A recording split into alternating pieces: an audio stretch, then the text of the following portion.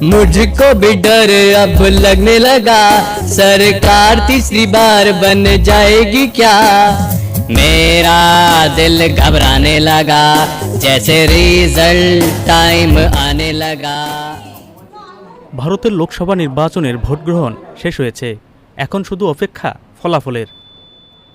এর আগে হিসাব মিলিয়ে দেখছে সব রাজনৈতিক দলগুলো। নির্বাচনে এককভাবে সংখ্যাগরিষ্ঠতা নিয়ে জয় পেতে প্রয়োজন 272 আসন, যেখানে ভোট দিয়ে আসা ভোটারদের জরিপভিত্তিক তথ্যে বিজেপি টানা তৃতীয়বারের মতো ক্ষমতায় থাকার ইঙ্গিত মিলছে। প্রায় 6 সপ্তাহ ধরে 7 ধাপে বিশ্বের বৃহত্তম গণতান্ত্রিক দেশ ভারতের লোকসভা নির্বাচন অনুষ্ঠিত হয়েছে। ভোট গ্রহণ শেষে ফলাফলের দিকে নজর এখন 140 কোটি মানুষের দেশ ভারতের।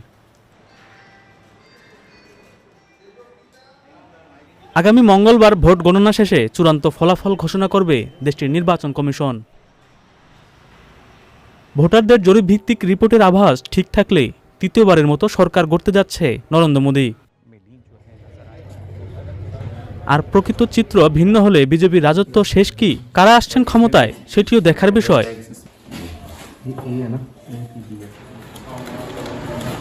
ভারতীয় সংবাদ মাধ্যমগুলো বলছে কেন্দ্র ফেরত জরিপে ফলাফল ঠিক নাও হতে পারে, কাছাকাছি যেতে পারে, আবার চূড়ান্ত ফলাফলের দিন তাও উল্টে যেতে পারে।